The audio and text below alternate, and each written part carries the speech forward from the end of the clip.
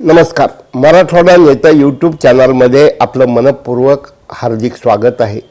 एक पाऊल पुढे या भूमिकेतून आम्ही आज एक वेगळी भूमिका मराठवाडा नेत्याच्या माध्यमातून मांडत आहोत.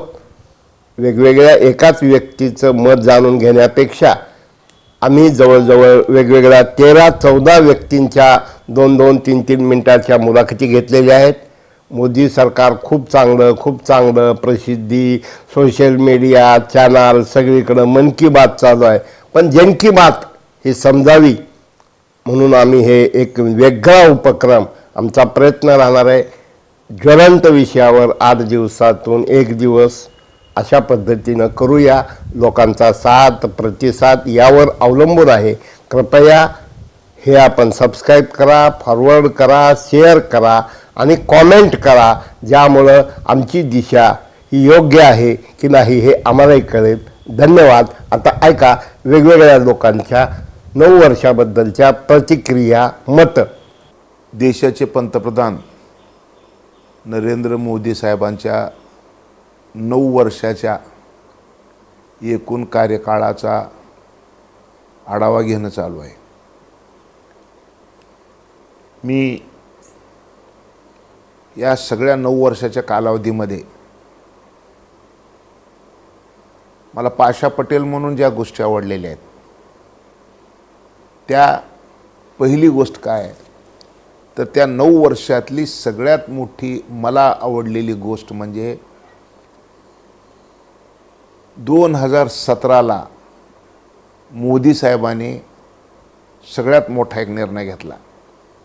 त्यांनी सांगितलं, बांस ये घास है और बांस लगाने में, तोड़ने में कोई कानून की पाबंदी नहीं. याचा अर्थ मोदी साहेबांनी 2017ला सांगितलं, बांबू हे गवत आहे, मग गवताला लागवडीसाठी, तोडणीसाठी, वाहतुकीसाठी परवानगीची गरजच नाही. खरं तर या गोष्टीच्या मागे जर आपण बघितलं तर काय दिसतं तर 1927ला इंग्रजांनी वन कायद्यामध्ये बांबूचा अंतर्भाव केला आणि बांबू तोडायला आणि वाहतुकीला वन अधिकाऱ्याची परवानगी घ्यावी लागती, अशा पद्धतीचं कायद्यात नमूद केलं. त्याच्यामुळं जमीन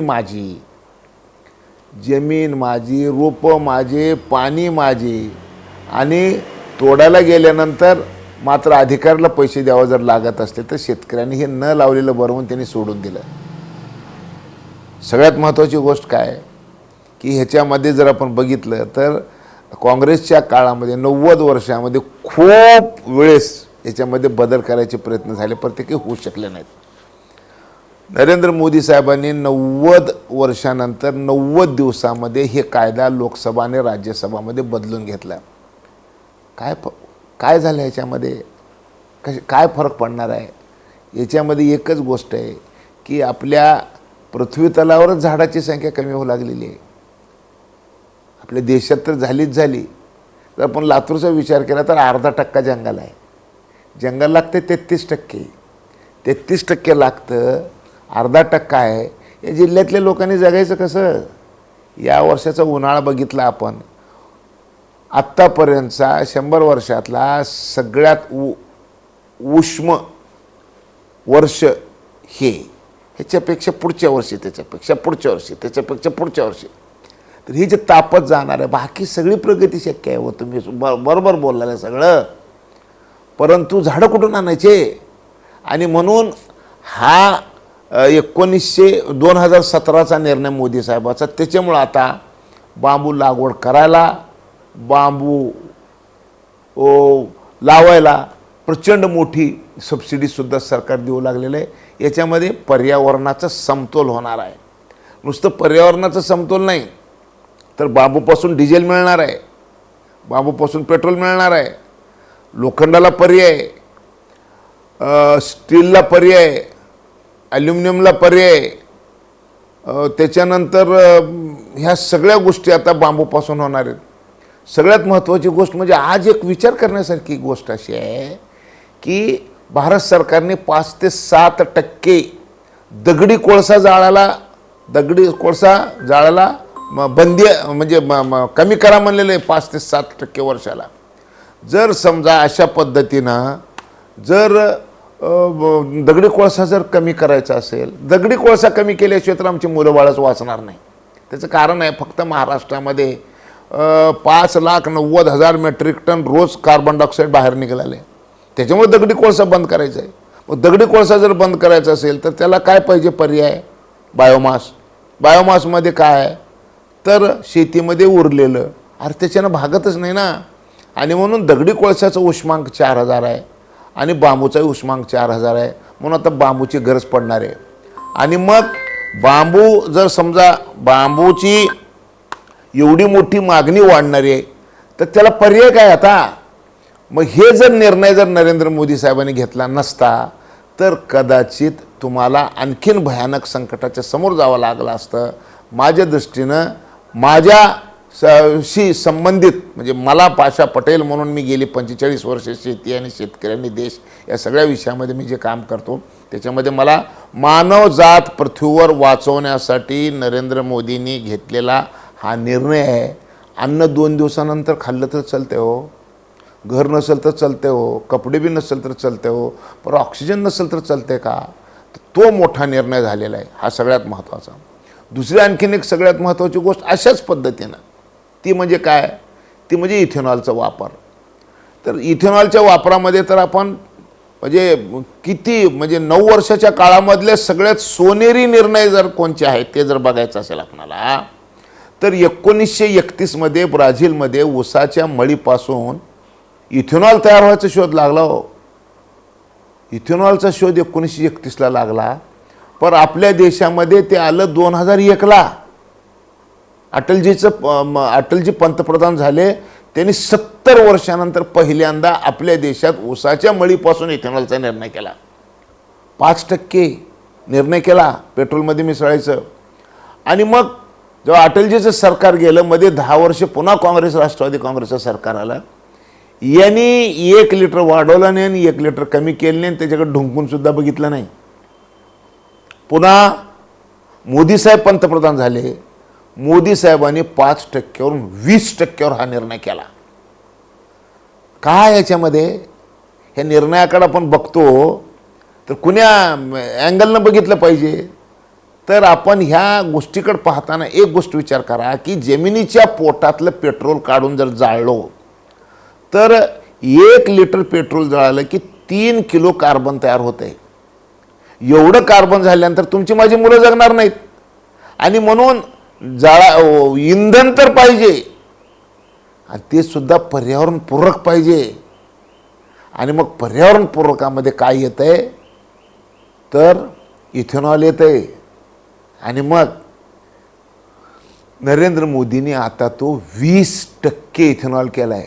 पर्यावरण वाचवण्यासाठी डिझेल पेट्रोल जाळायचं बंद करावं लागणार आहे. आणि म्हणून या गोष्टीवर आपल्या देशाचे पंतप्रधान मोदी साहेबांनी काय सांगितलंय? मेरा किसान अब तक अन्नदाता था, अब मेरा किसान ऊर्जादाता हो रहा है. म्हणजे आता ऊर्जा निर्मिती शेतीतून होणार आहे. कसला निर्णय आहे? जसं बांबूचा निर्णय झाला तसा इथेनॉलचा निर्णय झाला. आणि या 2 निर्णयाबरोबर आणखीन आपण जर चौकशी केली तर काँग्रेसच्या काळामध्ये उत्पादन खर्चावर भाव, बाईला मिशा फुटतील, तळहातावर केस येतील, परंतु आम्ही काही उत्पादन खर्चावर भाव देऊ शकत नाही, असं ज्या काँग्रेसच्या सरकारमध्ये सांगितलं जात होतं, त्याच सरकारनंतर मोदी साहेबाचं सरकार आलं आणि मोदी साहेबांनी सांगितलं मी उत्पादन खर्च आणि 50% नफा देतो. उत्पादन खर्च तर देतो 50% नफा देतो. आता थोडं बहुत हिशोब मागे पुढे होता. आत्ता सध्या पंतप्रधानांनी कमिटी स्थापन केली आहे, प्राईम मिनिस्टर MSP कमिटी म्हणून. आणि या कमिटीचा निर्णय म्हणजे मी या कमिटीवर आहे. मला अभिमान आहे एका गोष्टीचा की मी या कमिटीवर आहे आणि ह्या कमिटीचा रिपोर्ट आम्ही देणार आहे जूनमध्ये. आणि मग उत्पादन खर्चाची पद्धतसुद्धा ह्या कमिटीच्या निर्णयामुळे बदलली जाईल. तेही शेतकऱ्याचा फायदा होणार आहे. पीक विमा, काँग्रेसच्या काळामध्ये पीक विमा मिळत होता. कसं मिळत होता की समजा माणसाचा विमा आणि पिकाचा विमा हे दोन विमे जर आपण बघितले तर माणसाचा विमा कसा असायचा, माणूस मेलं त्याची बायको जाऊन सांगितली की माझा नवरा गेला की त्याला लगेच इन्शुरन्स मिळायचं. परंतु शेतकऱ्याने बी विमा काढलेला आहे, शेतकरी गेले आणि माझं पीक गेलं म्हणून जर सांगितलं तर सरकार म्हणायचं सगळ्या तालुक्यातलं पीक गेल्याशिवाय तुझ्या पिकाला विमा मिळणार नाही. अरे मग हीच गोष्ट जर पिकाचा विमा माणसाला आणि माणसाचा विमा पिकाला जर झाला असतं आणि मग जर सांगितलं असतं की एखादी बाई गेली असते माझा नवरा मेला आहे, तर सरकारनं असं सांगायचं असं का की सगळ्या तालुक्यातले नवरे मेल्याशिवाय तुला विमा मिळणार नाही. अशीच गत होती. नरेंद्र मोदीचं सरकार आल्यानंतर व्यक्तिगत शेतकऱ्याला विमा द्यायची योजना सुरू झाली, पंतप्रधान पीक विमा योजना आली आणि म्हणून शेतकऱ्याला चांगले दिवस आले, माझं नुकसान भरपाई होऊ शकते, आता मला पैसे घ्या, माझं पीक गेल्यानंतर मला पैसे मिळू शकते. आणि आता तर कुठपर्यंत गेलं ते 1 रुपया फक्त विमा भरा, 1 रुपयात विमा. त्याच्यामुळं 9 वर्षामध्ये काय झालं हे जर आपल्याला बघायचं असेल तर ही गोष्ट आहे. आणि म्हणून आणखीन आणि बऱ्याच गोष्टी आहेत या संदर्भातल्या, पण एक गोष्ट नक्की आहे ते म्हणजे स्वातंत्र्यानंतर पहिल्यांदा 2014 ते 2023 या काळामध्ये सुवर्णयुग येऊ लागलेलं आहे असंच वाटतंय. नमस्कार, मी आशा भिसे. मी राष्ट्रवादी काँग्रेस पक्षाची प्रदेश सरचिटणीस म्हणून काम करते, नांदेड जिल्ह्याची पक्ष निरीक्षक म्हणून काम करते. आज मोदींच्या 9 वर्षाच्या कार्यकालासंबंधी बोलायचं, किती बोलू आणि किती नाही असं मला झालं आहे की काय बोलू, काय मी सांगू. पण प्रामुख्यानं 2-3 मुद्द्यांवरतीच मी आज बोलते आहे. सगळ्यात महत्त्वाचा मुद्दा जे अर्थकारण आहे, जे प्रत्येकाच्या आयुष्याशी निगडीत असलेलं अर्थकारण आहे, त्या अर्थकारणाच्या अनुषंगाने येणारा जो बँकेचा विषय मोठा आहे तो विषय अतिशय गंभीर आहे असं मला वाटतं. की 2014पर्यंतचा डॉक्टर मनमोहन सिंगांचा काळ आणि 2014 नंतरचा आजपर्यंतचा 2023पर्यंतचा 9 वर्षाचा मोदींचा काळ जर तुलना जर करायची झाली तर जी रिझर्व्ह बँक, ज्याला आपण देशाची गंगाजळी, देशाचं सगळे आधाराचं स्थान आपण ज्याला असं वाटतं की कुठे काही झालं तरी रिझर्व्ह बँक आहे, किंबहुना बोलण्यात आपल्या देखील बऱ्याचदा येतं की नाही आमची रिझर्व्ह बँक आहे. हा एक जो विश्वासाचा ठेवा होता अगणित, म्हणजे आपल्या भारतातल्या सगळ्या लोकांचा जो पैसा होता, जो विश्वासानं मोठ्या विश्वासानं बँकेमध्ये जमा केलेला होता, तो पैसा आज आपलाच आहे का, आपला राहिला आहे का, आपला राहील का, ही शंका या 9 वर्षाच्या काळामध्ये येते. त्याचं कारण असं की डॉक्टर मनमोहन सिंगाच्या काळामध्ये 1000 काहीतरी वरची रक्कम असेल की ती जी सरकारकडे गेली होती आणि आज त्याच्या 5 कोटीच्या पुढचा आकडा हा सरकारकडे जमा झालेला आहे.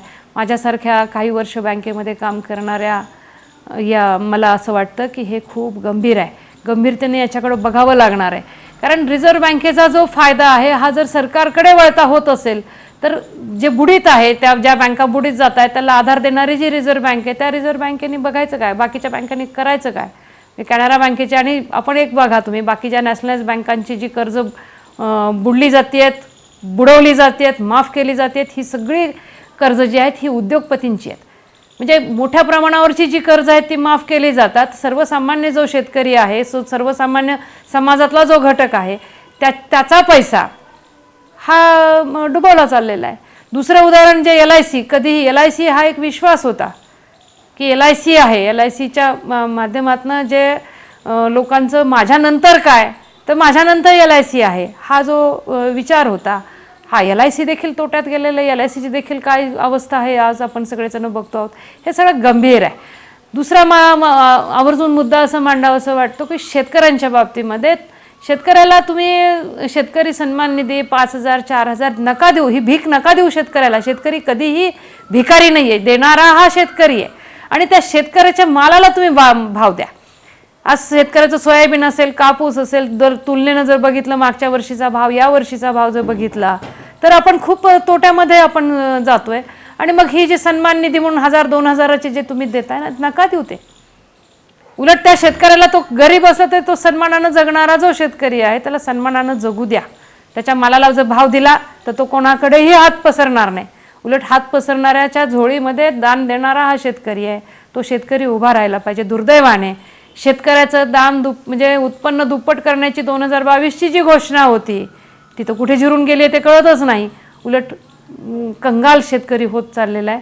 त्याच्यामुळे मला असं वाटतं की हे कर्जमाफी, अजून कुठली माफी किंवा सन्मान म्हणायचं आणि भीक दिल्यासारखे पैसे द्यायचे, हे असे करण्यापेक्षा अजून एक आयातीच्या बाबतीमधलं धोरण असेल, सोयाबीनचा भाव न वाढण्याची जी कारणं आहेत ते येऊ द्या ना समाजाच्या समोर, आणि मग त्याच्यावरती गंभीरतेनं विचार करावा. थोडं ह्या 9 वर्षाच्या काळामध्ये शेतकरी कुठे आहे, कुठे होता आणि कुठे गेलाय, हेही सरकारने बघावं. हेही मोदी सरकारच्या काळामध्ये जे चित्र आहे ते विदारक चित्र आहे, त्याचं वाईट वाटतंय. आणि तिसरा माझा मुद्दा जो आहे तो महिलांच्या सुरक्षिततेच्या बाबतीमध्ये आहे.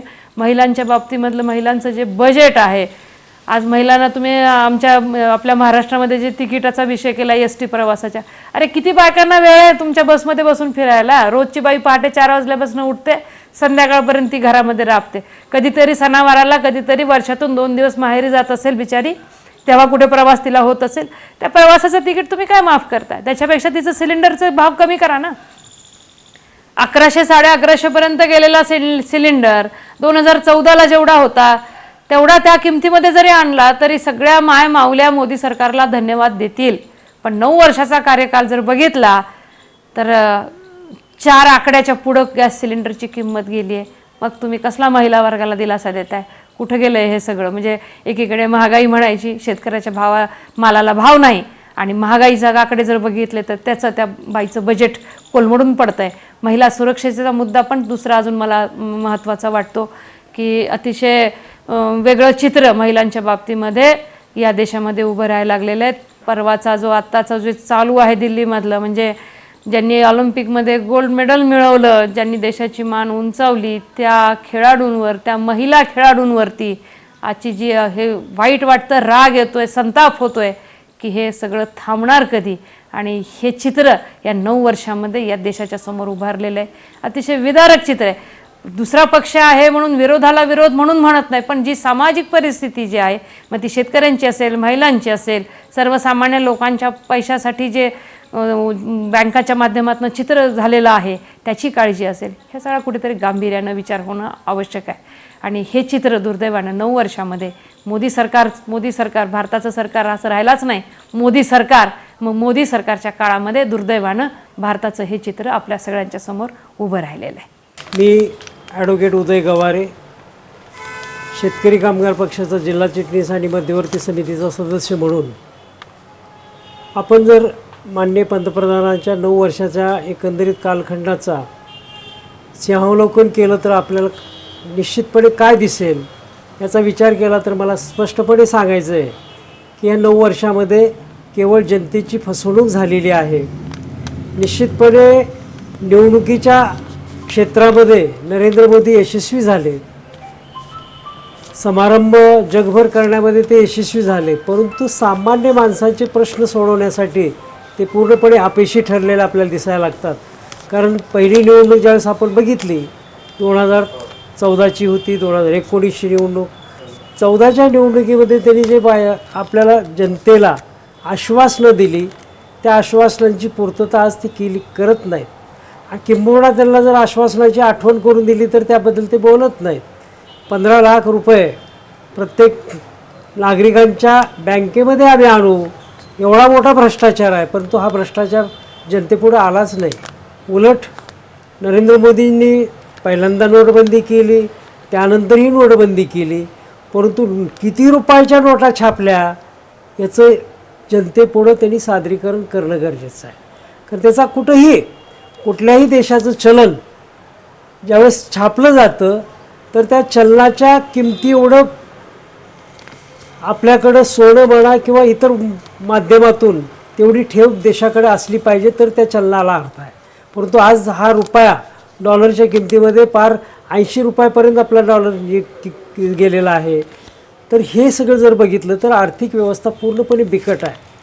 तुम्ही ग्रामीण भागामध्ये उज्ज्वला गॅस योजना आणली, लोकांना गॅसची सवय लावली, परंतु आज तोच गॅस 1200 रुपयापर्यंत जातो आहे.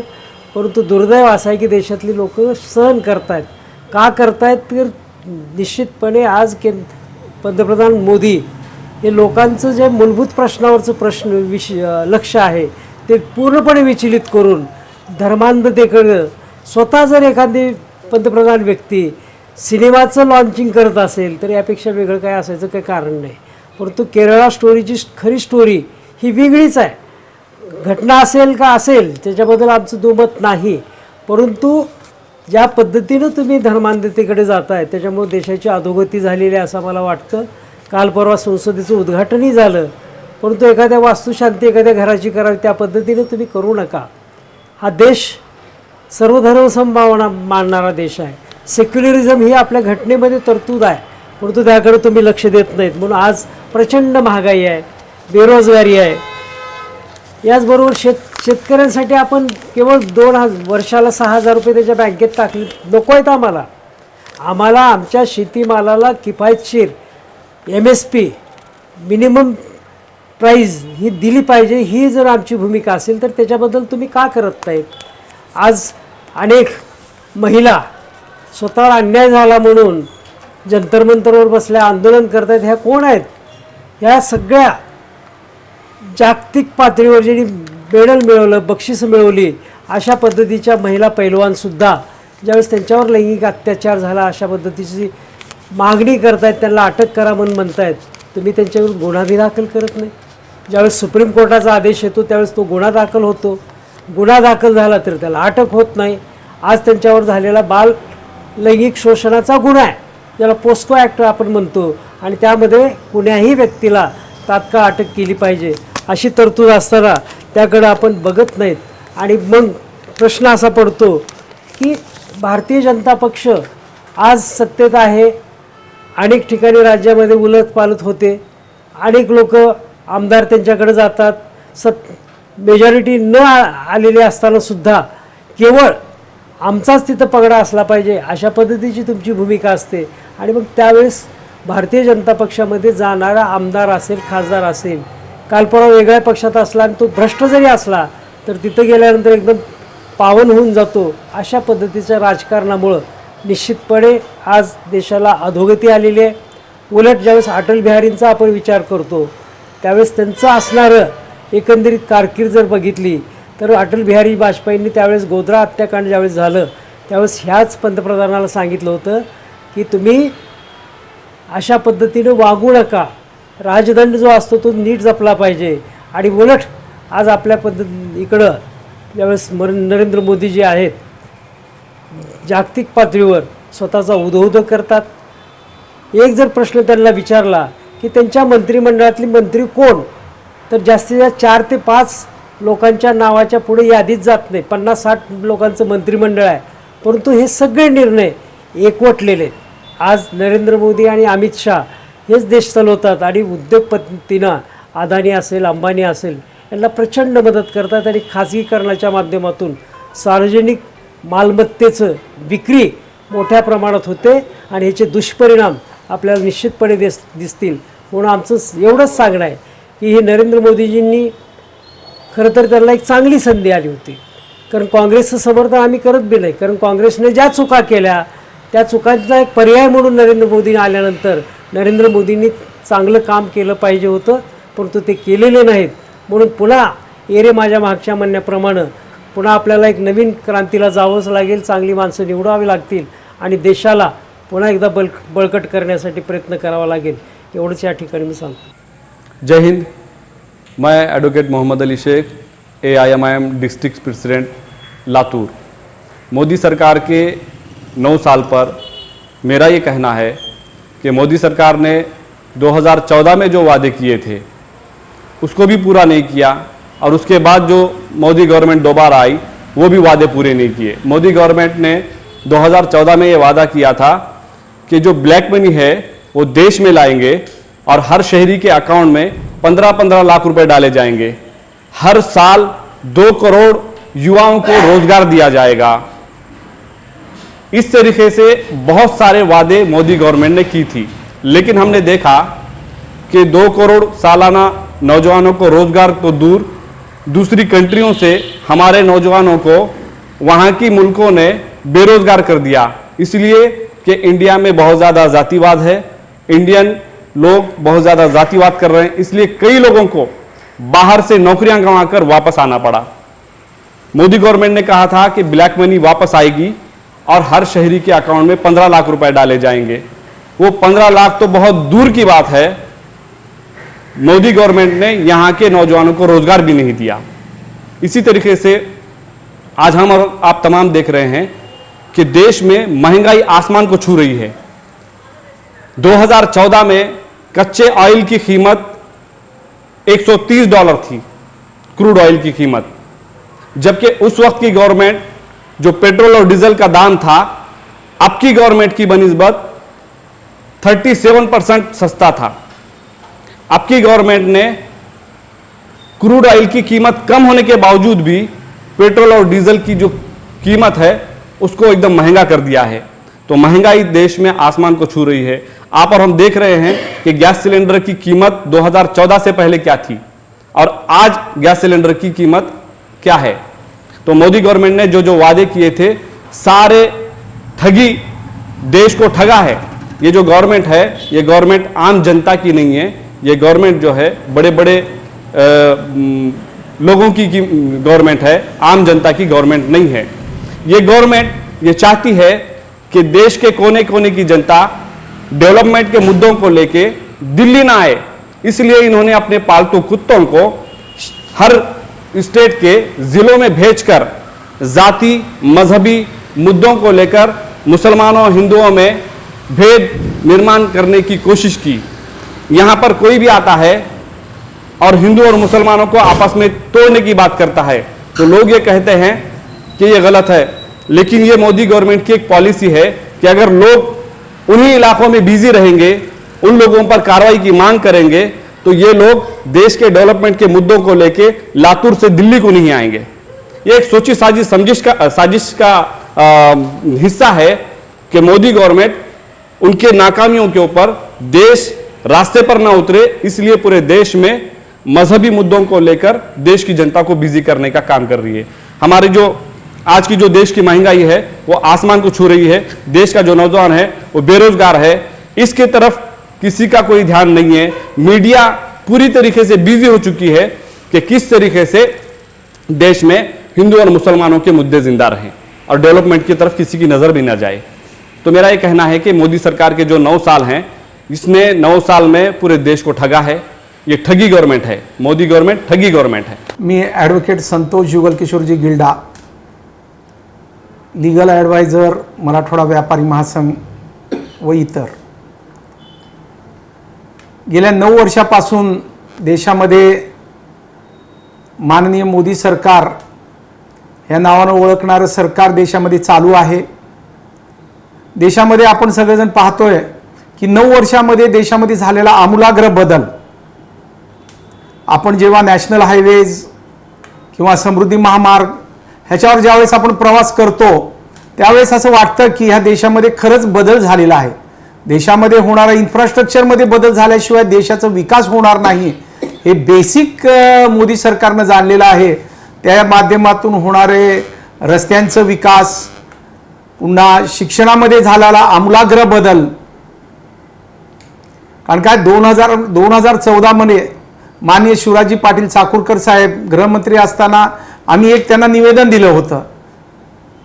त्या निवेदनामध्ये आमचं म्हणणं होतं की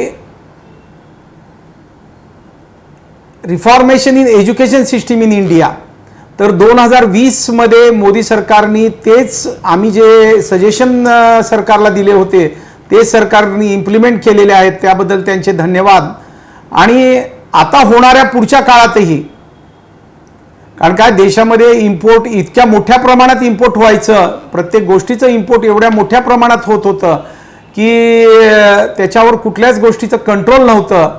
पण हे सरकार आल्यापासून make in India, startup India ह्या माध्यमातून व्यापाऱ्याला खूप मोठ्या प्रमाणात मदत करत आहे आणि त्याच्यामुळे देशामध्ये रोजगार वाढत चाललेले आहेत। जीएसटीच्या माध्यमातून लाखो मुलांना ऑडिटिंग अकाउंटिंगचे ज्ञान आल्यामुळे त्यांनीही त्याच्यामध्ये काम करत आहेत। असं विविध क्षेत्रामध्ये विकासमय देश ह्या मोदी सरकारमध्ये आम्हाला दिसतंय आणि पुढच्या काळातही आमची एवढीच अपेक्षा आहेत ह्या सरकारकडून की ह्यांनी पॉप्युलेशन कंट्रोल बिल ह्या देशामध्ये आणलं पाहिजे आता. कारण काय पॉप्युलेशन कंट्रोल बिल जोपर्यंत या देशामध्ये येणार नाही, कितीही विकास केलं तर त्या इन्फ्रास्ट्रक्चर कमीच पडतात ह्याची जाणीव ह्या सरकारला आता आली पाहिजे. आणि कुठल्याही जाती धर्माला भेद न करता देश प्रथम ही संकल्पना राबवत पॉप्युलेशन कंट्रोल बिल ह्या देशामध्ये अत्यंत आवश्यक आहे. आणि दुसरी गोष्ट, वन नेशन वन एज्युकेशन ही संकल्पना हे सरकारने खूप त्वरित अंमलात आणलं पाहिजे. आणि तिसरी गोष्ट आम्हाला पाहिजे की ह्या देशामध्ये प्रत्येक वेळेस इलेक्शन हे कंटिन्यू प्रोसेस झालेलं आहे देशामध्ये. जोपर्यंत वन नेशन वन इलेक्शन ही संकल्पना 2014च्या निवडणुकीमध्ये मोदीजींनी मांडली होती, पण नंतर त्याच्यावर कुठल्याही गोष्टीचं इम्प्लिमेंटेशन झालेलं आम्हाला दिसत नाही. कारण काय इलेक्शन म्हणलं की प्रत्येक गोष्टीमध्ये अडथळे निर्माण होतात. दिवसभर ऑफिसर्स वगैरे हे सगळे लोक त्याच्यामध्ये इन्व्हॉल्ड असतात. देशामध्ये एकीकडं देश गरीब आहे म्हणून लोक सांगत असतात आणि करोडो रुपये त्या इलेक्शनच्या माध्यमातून जनतेने भरलेल्या टॅक्सच्या माध्यमातून उधळपट्टी आम्हाला दिसते. त्याच्यावरही कुठेतरी कंट्रोल आलं तर खूप चांगल्या प्रकारानं या देशाचा विकास अजून मोठ्या प्रमाणावर होऊ शकतं. एवढीच ह्या सरकारकडून आता पुढच्या काळात आमच्या अपेक्षा आहेत. एवढं बोलून माझे दैनिक मराठवाडा नेत्यांनी आमच्यासारख्या सामान्य कार्यकर्त्याची मुलाखत घेतली. माननीय बद्दर साहेब आणि त्यांच्या टीमचे खूप खूप आभार मी व्यक्त करतो. मित्रांनो, आज भारतामध्ये मोदी सरकारचे 9 वर्ष म्हणून भाजपने त्याचा जनसंपर्क अभियान म्हणून प्रचाराचं एक माध्यम सगळ्या भारतभर राबवण्याचं धोरण राबवलेलं आहे. असं म्हणतात की भारतीय परंपरेमध्ये नव्याची नवलाई संपली. 9 वर्ष Modi at 9 is not fine. नव्याची नवलाई संपली. मोदींचे जे अच्छे दिन होते ते आता हळूहळू फोलपणाकडे चाललेले आहेत. म्हणजे आणीबाणीमध्ये सुद्धा जेवढा या देशानं घटनात्मक घटनेच्या पायमल्ली बघितली नाही ते आज आपण बघतो आहोत. अनेक संस्था उद्ध्वस्त केलेल्या आहेत आणि सर्वोच्च न्यायालयावर सुद्धा एक प्रकारचा दबाव आहे काय अशा प्रकारचा संशय भारतीय नागरिकाला येतो आहे. एकीकडं सर्वोच्च न्यायालय महाराष्ट्रातल्या सत्ता संघर्षामध्ये सगळे निर्णय मुख्यमंत्र्यांचे उपमुख्यमंत्र्यांचे त्यांच्या समर्थकांचे चुकला असं म्हणताय आणि त्याच वेळेला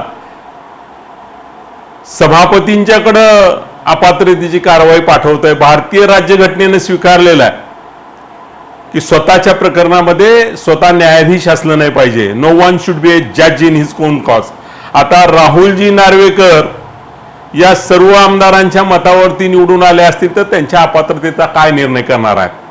आणि म्हणून आम्हाला त्या क्षेत्रामध्ये कार्यरत असल्यामुळं सार्वजनिक जीवनात असल्यामुळं असं वाटतं की घटनात्मक जी काही लोकशाहीची संकल्पना आहे, कायद्याच्या राज्याची संकल्पना कायद्याच्या आडून हुकुमशाही प्रवृत्तीवर डोकं काढते आहे का अशी शंका आता दिवसेंदिवस येत आहे. अनेक पद्धतीनं आपण जर सामान्यतः विचार केला तर गुन्हेगारी कमी झालेली नाही, भ्रष्टाचार कमी झालेला नाही, आतंकवाद कमी झालेला नाही, नक्षलवाद कमी झालेला नाही. नवीन घोषणा करणं पण पुढं त्याचं काय होतं हे न बघणं आणि मग जनतेला राष्ट्रवादाच्या नावामध्ये धार्मिकतेच्या नावामध्ये गुंतवून ठेवण्याचं काम मोदीच्या 9 वर्षामध्ये मोदी सरकारच्या 9 वर्षामध्ये झाल्याचं आपण पाहतो आहोत. आपण सामान्य नागरिक म्हणून आपण त्यांना कधी प्रश्न विचारत नाही, आपला आवाज तिथपर्यंत जात नाही. हे सरकार स्वतःची फाट थोपटून घेतं की काश्मीर 370 कलम बदललं. ठीक आहे ना, चांगली गोष्ट आहे. मग काश्मीरचा प्रश्न सुटला का त्याचं उत्तर आपण त्यांना विचारलं पाहिजे. नोटबंदीच्या बद्दल आपण बघितलेलं आहे. आता 2000ची नोटबंदी झाली, त्याचं कारण लोकांच्या समोर आलं पाहिजे. सरकारला धोरणात्मक निर्णय करता येतात आणि म्हणून आपण जर शांतपणाने बघितलं तर पूर्वीच्या सरकारच्या काळातल्या UPA सरकारच्या काळामध्ये जेवढ्या योजना होत्या तेवढी नावं बदलून आता या सरकारनं पुढे सुरू केलेली आहेत आणि फक्त भांडवलदारी धार्जिनं हे सरकार असल्यामुळं त्यांच्याकडं करोडो रुपयाचा निधी जमतो आणि त्याचा प्रसार आणि प्रचार करण्याच्या मध्ये मशगूल असणारं सरकार हे आहे. शेतकरी, शेतमजूर, कष्टकरी, सामान्य नागरिकांना मदत करण्याची भूमिका, हे जे आकडेवारी सांगतात ती खरी आहे का, याचाही विचार आपण सातत्याने केला पाहिजे. आणि आता आपण बघतो आहोत की राष्ट्रीय पुरुष जे असतील, एकीकडे महात्मा गांधींचं नाव घ्यायचं, ते आपले राष्ट्रपिता आहेत, आणि दुसरीकडं नेहरूंची उंची गाठण्याचा प्रयत्न करायचा, ते विध्वंसक कृत्याने साध्य होत नसते, हे कुणीतरी राष्ट्रीय पुरुषांनी त्यांना सांगितलं पाहिजे. आणि त्या दृष्टीने जर आपण बघितलं, Modi at 9 is not fine, it is not in the interest of the people of India, असं म्हणण्याची वेळ आता येऊन टेपलेली आहे. आणि त्या दृष्टीनं आपण बघतो आहोत की सगळ्या घटनात्मक संस्थांचा दर्जा घसरलेला आहे. फक्त आणि फक्त राष्ट्रवाद एकीकडे 140 कोटीचं प्रतिनिधित्व करायचं आणि दुसरीकडं एखाद्या समूहाला बाजूला ठेवायचं किंवा दुसऱ्या समूहाला काही करू द्यायचं नाही. आता अनेक मणिपूरमधला प्रश्न हाताळताना अनेक असे राष्ट्रीय मुद्दे आहेत की ज्यामध्ये आजचे दिन आता नको म्हणायला लोकांनी सुरुवात केलेली आहे. आणि त्या दृष्टीनं जर आपण विचार केलं तर माझ्यासारख्या भारतीय नागरिकाला, मी कुठल्या पक्षाचा हा बाजूला विचार आपण ठेवूया, की असा प्रश्न पडतोय की एकदा जर कोणी सन्मान्य खासदार आमदार निवडून आला तर त्याला कुणीच विचारणार नाही. उच्च न्यायालय नाही, सर्वोच्च न्यायालय नाही, सरकार नाही, मग ते घटनेच्या वर आहेत का? आम्ही तर कधीच 50 वर्षामध्ये बघितलं नाही की केशवानंद भारतीचा निर्णय चूक आहे असं 50 वर्षात कुठल्याही राष्ट्रपतीनं उपराष्ट्रपतीनं म्हणलं नाही. पण सध्याचे उपराष्ट्रपती त्याच्यावर टीका करतात, कायदा मंत्री सर्वोच्च न्यायालयावर टीका करतात. त्यांचा एकंदरीत प्रयत्न आहे की शेवटची जी घटनात्मक संस्था जिची सरकारवर अंकुश ठेवू शकते तिच्यावरती दबाव निर्माण करण्याचा प्रयत्न आहे. आणि त्या दृष्टीनं सामान्य नागरिकांनी आता विचारण्याची वेळ आहे की 4,500 कोटी जर प्रकरणं प्रलंबित असतील तर त्याला सामान्य नागरिकाला कायद्यान्वये न्याय मिळण्याच्यासाठी न्यायाधीशांची संख्या दुप्पट करणार का? सर्वोच्च न्यायालयातल्या, उच्च न्यायालयातल्या खालच्या त्यांना सुविधा निर्माण करून देणार का? आणि कायद्याच्या राज्याच्या संकल्पनेमध्ये कायद्याची अंमलबजावणी करण्यासाठी तुम्ही कायदा पाळणार का? हा प्रश्न आता येणाऱ्या काळामध्ये लोक विचारतील. विकासाच्या बाबतीमध्ये जर आपण बघितलं तर नुसतंच 5 ट्रिलियन आपण आपली अर्थव्यवस्था होईल असं म्हणायचं, आणि बेरोजगारीचा प्रश्न आव असून आपलं पुढे उभा आहे, महागाईचा प्रश्न आपल्यापुढे तोंड वाचून उभा आहे. आणि मग जी सामान्य माणसाला मदत झाली पाहिजे ती मदत न होता आज तर अधिकारी मित्रांचं जर आपण एकंदरीत बघितलं तर त्यांच्यावरती कुणाचा अंकुश आहे हा प्रश्न तुम्हाला मला पडतो आहे. सामान्य माणसाला कायद्याच्या माध्यमातून त्याला मदत होण्याच्या ऐवजी त्याची अडवणूक होती आहे.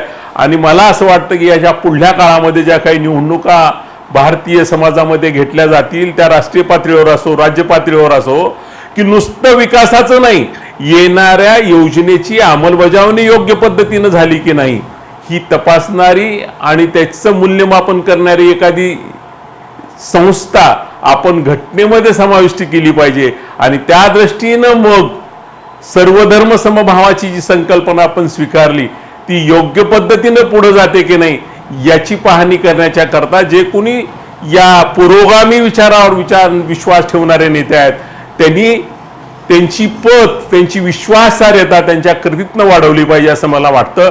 पण मोदी सरकारमध्ये एकच आहे की कुठलीही गोष्ट ते गाजावाजा करून करतात, करण्याचं श्रेय घेतात आणि मग भ्रष्टाचाराच्या आरोपाला खडखडीत उत्तर देतात, जे की पूर्वीच्या सरकारने केलं नाही. एवढंच यांचं यश म्हणता येईल. आणि त्या दृष्टीने जर आपण बघितलं तर उजव्या विचारसरणीचं भांडवलदारांचं हे सरकार असल्यामुळं गोरगरिबांना न्याय मिळतोच का हा प्रश्न आज भारतीय समाजामध्ये उत्पन्न झालेला आहे. म्हणून मी त्याचं मूल्यमापन असं करेन की 10 वर्ष होत असताना जर आपण देश कुठं गेला आहे जर पाहायचं ठरवलं तर निश्चितपणानं आंतरराष्ट्रीय दर्जा पातळीवरती इतर देशाची जर तुलना झाली तर रोज आपला त्याच्यातला दर्जा घसरतो आहे. लोकशाहीच्या बाबतीमध्ये मग ते रिपोर्टच नाकारायचे. म्हणजे लोकशाही प्रक्रियेमध्ये संवाद आणि सहमती हा अभाव आणि लोकांचा सुद्धा विवेक आणि समजून घेण्याची वृत्ती कमी झाल्यामुळं अशा लोकांचं हे फावतं आहे आणि त्यामुळं सगळ्या भारतीय समाजानं त्याचा सारासार विचार करून आपल्या सतत वेगवेगळ्या पुढल्या काळामध्ये काम केलं पाहिजे असं मला वाटतं. नमस्कार, मी संतोष नागर गोजे, महाराष्ट्र नवनिर्माण सेना प्रदेश सरचिटणीस तथा महाराष्ट्र नवनिर्माण शेतकरी सेना प्रदेशाध्यक्ष. मोदी सरकारचे 9 वर्ष पूर्ण झालेले आहेत. त्या 9 वर्षामध्ये जर समजा पूर्ण लेखाजोखा बघितला तर महाराष्ट्र नवनिर्माण सेनेचा एक पदाधिकारी म्हणून किंवा एक सर्वसामान्य नागरिक म्हणून, शेतकरी म्हणून मी बिलकुल समाधानी त्यांच्या 9 वर्षाच्या कारकिर्दीवर नाही. जर समजा 370 कलम आणि राम मंदिर हा जर मुद्दा सोडला तर कुठल्याही प्रकारचा विकास झालेला नाही. शेतकऱ्यांच्या आत्महत्या चालूच आहेत. परवाच आपले आयुक्त केंद्रेकर यांनी जो अहवाल सादर केला त्याच्यामध्ये मराठवाड्यामध्ये ह्या 3-4 महिन्यामध्ये जवळपास 400 आत्महत्या झालेल्या आहेत. संपूर्ण महाराष्ट्रभर देशभर शेतकऱ्यांना आत्महत्या कराव्या लागतात, शेतकऱ्यांना आंदोलनं करावं लागत आहेत. परंतु जे काही आश्वासनं शेतकऱ्यांच्या बाबतीत, सुशिक्षित बेरोजगारांच्या बाबतीत आणि विकासाच्या बाबतीत दिले होते ते कुठलंही आश्वासन मोदी सरकारकडून पूर्ण झालं नाही. फक्त धर्माच्या नावाखाली किंवा भावनेला हात घालून राजकारण करणं एवढंच त्यांचं राजकारण मला दिसतंय आणि त्याच्यामुळं आम्ही कसल्याही प्रकारचे त्यांच्या कामावरती समाधानी नाही. नमस्कार, माझं नाव राहुल नागभूषण पाटील. 2014 पासून भारतीय जनता पार्टीमध्ये मी काम करतो. 9 वर्षामध्ये मोदी साहेबांनी जे काम केलं आहे काय त्याबद्दल मी 1-2 मिनटात सांगतो तुम्हाला. 9 वर्षामध्ये माझ्यासारख्या युवांना काय एक प्रेरणा दिली की माणसानी how to and why to live the life हे त्यांनी मेसेज दिलेलं आहे आणि हे पॉझिटिव्ह वाईब सगळ्या भारतामध्ये त्याच हिशोबानं वर्कआउट होत आहे. आणि अशीच वाईब परवा मोदीजी ऑस्ट्रेलियाला गेले होते, अशीच वाईब भारतीय असल्याचा गर्व जे आहे ते 9 वर्षामध्ये मोदी साहेबांना एक जागरूक केलेला आहे भारतीयांमध्ये. एवढंच मला सांगायचं आहे. धन्यवाद. मी बालाजी पाटील चाकूरकर, भारतीय जनता पार्टीचा लातूर जिल्हा उपाध्यक्ष आहे. या देशाचे प्रधानमंत्री आदरणीय नरेंद्रभाई मोदीजींनी 9 वर्षामध्ये जे काही काम केलेलं आहे ते 2 मिनटात सांगता येण्यासारखं निश्चित नाही, पण मला भावलेल्या 1-2-3 योजना मी सांगतो. सर्वप्रथम मोदीजींनी 2022पर्यंत प्रत्येक ज्याच्या डोक्यावर छप्पर नाही अशा प्रत्येक गरीब व्यक्तीला घर देण्याचा संकल्प केला आणि आज 2023ला 100% प्रत्येक ज्यांच्या डोक्यावर छप्पर नाही अशांना घर बांधून देण्याचं काम केलेलं आहे. दुसरं काम केलं आरोग्याचं, कारण आपल्या सर्वसामान्य लोकांना प्रश्न भेडसावतो तो आरोग्याच्या बाबतीमध्ये. जेव्हा कुणी घरातला पीडित होतो, आजारी पडतो, आयुष्यमान भारत योजना आणली आणि त्यामध्ये सर्वसामान्य दीनदलित दुबळे उपेक्षित घटकातील लोकांना खऱ्या अर्थानं न्याय दिला. तिसरा लाभ प्राधान्यानं दिला तो शेतकऱ्यांना. प्रधानमंत्री फसल विमा योजना आणली आणि त्या माध्यमातून अनेक शेतकरी लोकांना लाभ मिळाला. त्यासोबतच प्रधानमंत्री किसान कार्ड आणलं आणि त्या माध्यमातून प्रत्येक शेतकऱ्याला 3 लाख रुपये बिनव्याजी कसलंही त्याला तारण न देता त्याच्या अकाउंटला पैसे दिले. असं खूप काही आहे. बद्दरजींनी मला या ठिकाणी 2 मिनटात सांगायला सांगितल्यामुळं मोदीजींचं आघात कार्य आहे. देशामध्ये जगामध्ये त्यांचा डंका होतो आहे, आणखी तो होतच राहणार आणि निश्चितच मोदीजीच्या कार्यकाळामध्ये येणाऱ्या 5 वर्षामध्ये आपला भारत देश महासत्ता झाल्याशिवाय राहणार नाही. धन्यवाद. नमस्कार, मी संजय शेटे, मी राष्ट्रवादी काँग्रेस पक्षाचा महाराष्ट्राचा सेक्रेटरी आहे. मला आज जो विषय दिलेला आहे की नरेंद्र मोदी सरकारांची जी 9 वर्ष पूर्ण झालेली आहेत त्या 9 वर्षातल्या त्यांच्या कामगिरीबद्दल माझं मत काय आहे, तर मी या ठिकाणी काही मुद्दे मी या ठिकाणी मांडणार आहे. या 9 वर्षामध्ये सर्वात मोठा निर्णय त्यांनी घेतला तो म्हणजे नोटबंदीचा. आणि हे नोटबंदीचा निर्णय हा सबशेल फेल गेलेला आहे. त्यांनी जे म्हणत होते की 2 नंबरचा पैसा किंवा ब्लॅक मनी ह्याच्यातून खूप मिळणार आहे, ते सर्व त्यांचं खोटं ठरलेलं आहे. हे जेवणच नाही तर तुम्ही आत्ताच बघता की परवा 2000 रुपयाची नोटसुद्धा त्यांनी मार्केटमधून काढून घेतलेली आहे. ही सर्वात मोठं अपयश हे मोदी सरकारचं आहे. एवढंच नुसतं अपयश नाही, पण ह्या नोटबंदीच्या निर्णयामुळं आपण कितीतरी वर्ष पाठीमागं आपला भारत देश गेलेला आहे.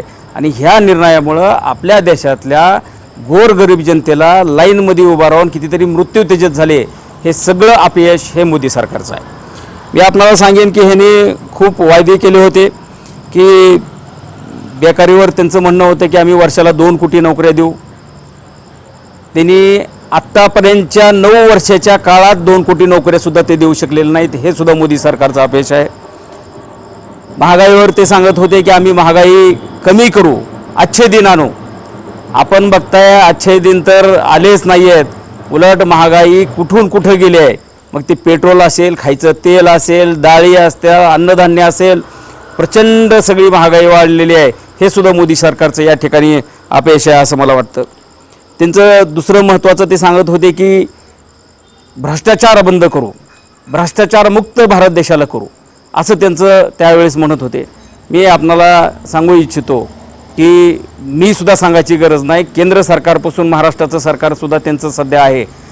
एवढा भ्रष्टाचार ह्याच्या अगोदरच्या कुठल्या सरकारच्या काळात बघायला मिळालेलं नाही असं किती जणांना म्हणजे अनेक लोकांचं या ठिकाणी म्हणणं आहे. परवाच दिल्लीचे मुख्यमंत्री अरविंद केजरीवाल साहेबांचं भाषण त्यांच्या विधानसभेत केलेलं मी ऐकलं. त्यांनी ज्या गोष्टी त्या ठिकाणी सांगितल्या ते ऐकून तर डोकं चक्रावून गेलं. त्यांचं म्हणणं असं की आज जगात 2 नंबरचे श्रीमंत हे आपले अदानी आहेत. केजरीवाल साहेब असं म्हणले त्या दिवशी की हे नावाला अदानी आहेत, हा पैसा सगळा नरेंद्र मोदी साहेबांचा आहे. म्हणजे नावाला फक्त अदानी आहेत, जगात 2 नंबरचे श्रीमंत हे मोदी साहेबच आहेत, आपल्या देशाचे पंतप्रधानच आहेत असं त्यांचं म्हणणं होतं. एवढीच नाही मित्रांनो, मला असं आणखीन एक गोष्ट सांगायची की परवा जो राहुल गांधींनी विषय उचलला अदानीचा, त्याच्यामध्ये जे 20,000 कोटी रुपये हे ते शेल कंपन्यातून गुंतवलेले परदेशातून जी त्याचा कोर्ट मॅटर झालेला आहे, सुप्रीम कोर्टात तो विषय आहे, परंतु ते 20,000 कोटी रुपये कोणाचे आहेत त्याचा मालकच सापडत नाही आहे. अरविंद केजरीवाल साहेबांनी असं त्या दिवशी विधानसभेत सांगितलं, ते 20,000 कोटी रुपयेसुद्धा आपल्या देशाचे पंतप्रधान नरेंद्र मोदी साहेबांचे आहेत. आता हे किती खरं किती खोटं माहीत नाही, परंतु हे जर खरं असेल तर ह्या देशाचं, आपल्या देशाचं आणि आपल्या तुमच्या माझ्या सर्वांचं हे दुर्दैव आहे असं मला या ठिकाणी म्हणायचं. मी आपल्याला सांगू इच्छितो, ह्यांनी या 9 वर्षामध्ये आपण पाहिलं असेल की जो आपला राईट आहे, आपला अधिकार आहे इथल्या मतदारांचा, देशातल्या आपल्या सर्व जनतेचा,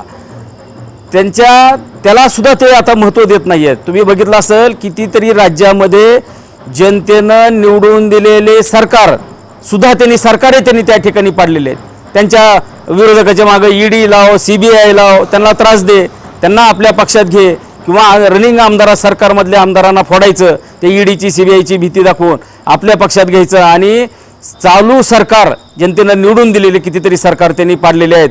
लांब कशाला, आपल्या महाराष्ट्रातलं परवाचं उदाहरण घ्या. महाराष्ट्रातलं सुद्धा 2.5 वर्षे चांगल्या पद्धतीनं उद्धव ठाकरे साहेबांच्या नेतृत्वाखाली चालू असलेलं सरकार, जनतेने निवडून दिलेलं सरकार यांनी या ठिकाणी पाडलं आहे. आणि पूर्ण देशात लोकशाहीच्या सगळ्या धज्ज्या उडवलेल्या आहेत. हे सुद्धा मोदी सरकारचं अपयश या ठिकाणी असं मला वाटतं.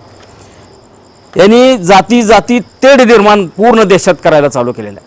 तुम्ही बघितलं असेल परवा कितीतरी, म्हणजे ते केरला स्टोरी असेल, ते बजरंग दल विषय असेल, अशा गरज नसणारे विषय या ठिकाणी उपस्थित करून म्हणजे जनतेचं लक्ष महागाईवरचं, बेकारीवरचं हेकडं लक्ष हटवण्यासाठी असे काहीतरी विषय उकरून काढायचे, ज्याच्यातून जनतेला कावडीचाही फायदा होणार नाही आणि उलट जनतेत समाजामध्ये तेढ निर्माण होईल आणि ह्या महाराष्ट्रातलं, ह्या देशातलं वातावरण खराब होईल असं या ठिकाणी ह्या मोदी सरकारचं धोरण या ठिकाणी आपल्याला दिसत आहे.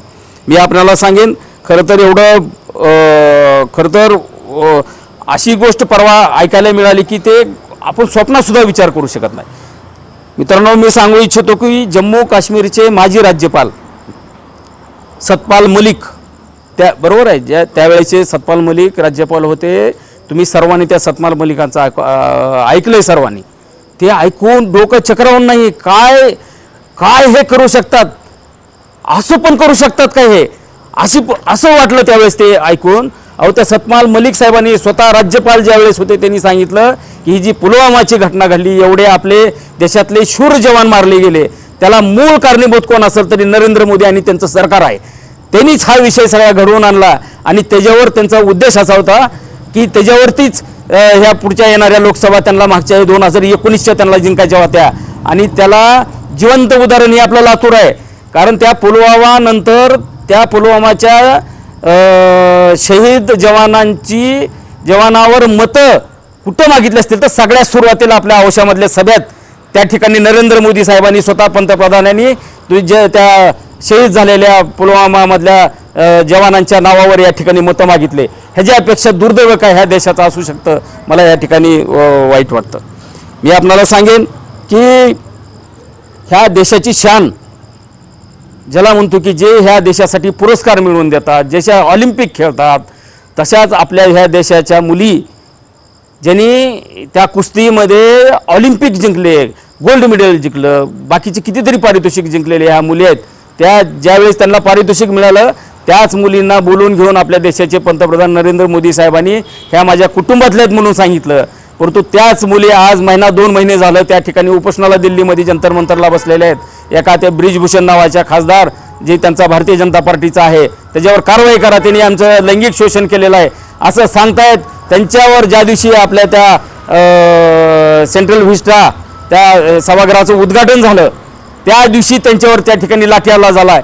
आणि आपल्या देशात एवढ्या गोल्ड मेडल मिळालेल्या मुलीवर जर लैंगिक शोषणाचे आरोप होत असताना जर सरकार काही करत नसेल तर ह्याच्यापेक्षा वाईट गोष्ट कुठली असेल किंवा ह्याच्या अगोदर असली वाईट घटना कधी भारत देशात घडली असेल असं मला वाटत नाही. हे मोदी सरकारचा अपयश आहे हे मला या ठिकाणी आवर्जून सांगायचं. मी आपल्याला सांगू इच्छितो की ह्या देशातला कणा म्हणजे ह्या देशातला शेतकरी आहे आणि ह्या शेतकऱ्याला वर्षानुवर्ष त्या ठिकाणी दिल्लीमध्ये उपोषणाला बसावं लागलं, परंतु ह्या मोदी सरकारनं दखल घेतली नाही. त्या काळ्या कानूनच्या विरोधात हे शेतकऱ्यांनी एवढं मोठं आंदोलन केलं, कितीतरी शेतकरी शहीद झाले, परंतु शेवटी देशभरातून जेव्हा त्यांच्यावरती सगळा प्रेशर आलं त्यावेळेस ती काळे कानून त्यांना माघारी घ्यावे लागले. आणि एवढंच नाही मित्रांनो, आणखीन सुद्धा MSP त्यांनी केंद्र सरकारनं जाहीर केलेली नाही. एवढं मी सांगू इच्छितो. शेतकरी खुश नाही म्हणजे ह्याचा अर्थ हे मोदी सरकारचा अपयश आहे. मी 2 मुद्दे फक्त आणखीन तुम्हाला थोडक्यात या ठिकाणी सांगणार आहे. मी आपल्याला सांगू इच्छितो की मागच्या देश स्वतंत्र झाल्यापासून आजपर्यंत ज्यावेळी देश स्वतंत्र झाला त्यावेळेस आपल्या देशामध्ये सुईसुद्धा तयार होत नव्हती. अशा परिस्थितीत त्या ठिकाणी पंडित जवाहरलाल नेहरूंनी त्या ठिकाणी पंतप्रधान पद स्वीकारलं. मित्रांनो, त्यांच्या काळापासून ते मागच्या मनमोहन सिंग सरकारपर्यंत, त्या सुईपासून ते रॉकेटपर्यंत एवढं सगळं जे झालंय ते सगळं काँग्रेसच्या सरकारच्या काळात झालेलं आहे. ते सगळं झालेल्या संस्था, एवढ्या मोठ्या उभ्या केलेल्या संस्था धुळीस मिळवायच्या आणि विकायचं काम ह्या नरेंद्र मोदी सरकारनं केलं आहे. हे सुद्धा नरेंद्र मोदी सरकारचं या ठिकाणी अपयश आहे. मी आपल्याला थोडक्यात सांगू इच्छितो, मनरेगासारखी योजना जे मागच्या काळात कितीतरी देशातल्या गोरगरीब जनतेला त्यांनी मदत केली, तसली मनरेगासारखी सुद्धा योजना या ठिकाणी मोदी सरकारनं बंद केलेली आहे. ओबीसीचं या ठिकाणी मला सांगू इच्छितो की जनगणना का होत नाही हे सुद्धा मोदी सरकारचं या ठिकाणी अपयश आहे. शेवटचा मुद्दा मी सांगतो, मी एवढंच आपल्याला सांगू इच्छितो की कर्नाटकमधून ह्या ठिकाणी देशात आता ह्या परिवर्तनाला सुरुवात झालेली आहे. मध्य प्रदेश आहे, त्यानंतर राजस्थान आहे, छत्तीसगड आहे, सर्वात त्याच्यानंतर आपलं महाराष्ट्र आहे. मी आपल्याला सांगू इच्छितो की जसं मोदी साहेब म्हणत होते मागच्या काळामध्ये की काँग्रेस मुक्त मला भारत करायचा आहे, आता ह्या भारतातली जनता अशी म्हणत आहे की भारतीय जनता पार्टी मुक्त भारत देश करायचा आहे. हीच महाराष्ट्रातल्या आणि देशातल्या जनतेचं स्वप्न असलं पाहिजे. एवढेच या प्रसंगी विनंती करतो. आणि ही 9 वर्ष सपशेल मोदी सरकारचे फेल गेलेले आहेत आणि असला पुन्हा प्रयोग करण्याची गरज नाही. एवढंच या प्रसंगी मी आपल्याला विनंती करतो आणि थांबतो. धन्यवाद. मी व्यंकटेश पुरी, शहर अध्यक्ष मीडिया सेल काँग्रेस कमिटीला. आज मोदीच्या सरकारला 9 वर्ष पूर्ण झाली. या 9 वर्षामध्ये काय सांगावं अशी परिस्थिती या ठिकाणी निर्माण झालेली आहे. नोटबंदी असेल, महागाई असेल ते सांगावं का चीननं केलेलं आक्रमण सांगावं. प्रत्येक क्षेत्रामध्ये 9 वर्षामध्ये मोदीने फक्त प्रसिद्धी माध्यमं हाताशी धरून स्वतःच्या कामाची अवाजवी प्रसिद्धी या ठिकाणी केली. पण प्रत्यक्षामध्ये केलेलं काम हे शून्य आहे. महागाईचा स्तर एवढ्या उंचीला गेला, पेट्रोलचे भाव असतील, डिझेलचे भाव असतील, घरगुती गॅसचे भाव असतील, हे खूप याच्यामध्ये महागाईची वाढ झाली. देशाबद्दल खूप काही करण्याच्या त्यांच्या अपेक्षा होत्या. स्वतःला एका देशभक्त विचारात आल्याच्या भूमिकेमुळं ते सतत वावरत होते, पण सीमासुद्धा असुरक्षित होत्या. अतिरेकी हमले असतील किंवा चीनचा हमला असेल. आज मी हमला हा शब्द का वापरतोय? कारण नेहमी चीन आपल्याला त्रास देतो, आपली जमीन गिळंकृत करतो, पण त्याच्या विरोधामध्ये कुठलीही भूमिका मागच्या 9 वर्षामध्ये या मोदी सरकारनं घेतलेली नाही. कुठल्याही विषयामध्ये एक यशस्वी पाऊल किंवा एखाद्या विषयाचा यशस्वी शेवट या मोदीच्या सरकारमध्ये झालेला नाही. कुठलाही विषय घ्यायचा, अर्धवट करायचा, सोडून द्यायचा, धर्मांधता वाढवायची, 2 वर्गातला अंतर कमी करण्याचं सोडून 2 वर्गामध्ये ठराविक अंतर ठेवून तो कसा वाढेल आणि त्याचं बेनिफिट हे मतदानामध्ये कसं कलेक्ट करता येईल, त्या मागच्या 9 वर्षात या सरकारने. धन्यवाद. मी प्रदीप सोलंकी, अध्यक्ष लातूर जिल्हा व्यापारी महासंघ. मोदी सरकारच्या या शेवटच्या 9 वर्षामध्ये असं प्राथमिक दशा असं वाटतं की देश चांगला चालला आहे आणि देश प्रगतीपथावर आहे आणि पूर्ण विश्वामध्ये भारत देशाचं नाव झालेलं आहे. त्याबरोबर व्यापारी म्हणून आमचे लहान व्यापारी, जे छोटे व्यापारी आहेत, त्यांना GSTचा त्रास झालेला आहे.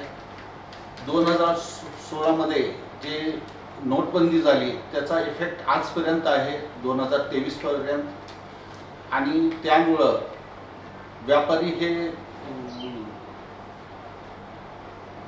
हे नेहमीच आर्थिक अडचणीमध्ये सापडलेला आहे. ह्या शेवटच्या 5 वर्षामध्ये GSTचा माल असेल, GSTचे कडक नियम असतील, GSTमध्ये अनेक सरकारने अनेक सुधारणा केल्या, परंतु त्या सुधारणा व्यापाऱ्याला करण्यासाठी त्यांनी चान्स दिला नाही. पेनल्टी तेवढ्या आहे. दर महिन्याला GSTचे त्यांना हे रिटर्न भरावे लागतात. त्यामुळं तो छोटा व्यापारी हे सगळे काम करू शकत नाही आणि तो आता ई-कॉमर्सच्या विश्वामध्ये तो त्या कॉम्पिटिशनला परिपूर्ण होऊ शकत नाही. फ्लिपकार्ट, ॲमेझॉन ह्या सगळ्या कंपन्या आल्यात, मोठे मोठे मॉल आले, त्यामुळे त्यांच्या कॉम्पिटिशनमध्ये छोटे व्यापारी उतरू शकत नाही आणि हा लातूर जिल्ह्यामध्ये जवळपास छोटे व्यापारी हे 20 ते 25 हजार लोक आहेत. ते ह्या सगळ्या अडचणीमधून जात आहेत. तर सरकारने त्याच्याकडे शेवटी लक्ष द्यायला पाहिजे. व्यापारी हा पण एक प्रमुख भाग आहे समाजाचा आणि तोही एक मतदार आहे. तोही अडचणीत असेल तर तो सरकारवर पुढच्या काळामध्ये नाराज असू शकतो. मोदी सरकारने खरंच आर्थिक पावले फार चांगले उचलले. करप्शन कमी झालंय, सरकार व्यवस्थित चालतंय, अनेक म्हणजे दंगली कमी झाल्यात. हे सगळं मान्य असलं तरी व्यापाऱ्याची आर्थिक कोंडी झाल्यामुळे त्यांच्याकडेही लक्ष देणं जरुरी आहे. व्यापाऱ्यांना सोशल सिक्युरिटी नाही. सगळ्या समाजाला आज आर्थिक दुर्बल घटकांना, शेतकऱ्यांना किंवा सगळ्या समाजांना आज सोशल सिक्युरिटी आहे. ती सिक्युरिटी व्यापाऱ्यांना नाही. त्यामुळे व्यापारी जेव्हा 60 वर्ष 65 वर्ष काम करून रिटायर होतो त्यावेळेस त्याची आर्थिक कोंडी होती आणि त्याच्यानंतर त्याचं जीवन फार हालाकीचं जातं आणि ह्या प्रश्नामुळे सरकारने व्यापाऱ्यांना फार सूट दिली पाहिजे. त्या उपरांत अनेक असे कायदे आहेत की ज्यामुळं ऑनलाईन बिझनेसमुळं आज व्यापारी ठप झाला आहे. माझं असं वैयक्तिक मत आहे की येणाऱ्या 5-6 वर्षामध्ये हा रिटेल व्यापारी आहे, जो किरकोळ व्यापारी आहे, ह्यांना मॉलमध्ये नोकरी करावी लागेल आणि त्यामुळे आणखी बेरोजगारी वाढेल. तर आजच सरकारने ह्याच्यावर चांगले पावलं उचलले तर ते निश्चितच छोट्या व्यापाऱ्यासाठी, पूर्ण भारताच्या छोट्या व्यापाऱ्यासाठी हे लाभदायक होईल. आणि राज्य सरकारने ह्याच्याकडे लक्ष दिलं पाहिजे. राज्य सरकार आज उत्तम चालत आहे, केंद्र सरकार पण चांगलं चालत आहे. केंद्र सरकारचे फारच आता पुढच्या 2024 मध्ये केंद्राचे इलेक्शन आहेत. त्या निवडणुकीच्या संदर्भात जर पाहिलं तर आज व्यापारी त्यांच्यावर काही प्रमाणात आणि भरपूर प्रमाणात नाराज आहे असं माझं वैयक्तिक मत आहे. तर आजच त्याच्यावर काही तुम्ही उपाय योजना केल्यात तर तो वर्ग पण तुमच्यासोबत राहील असं माझं वैयक्तिक मत आहे. धन्यवाद.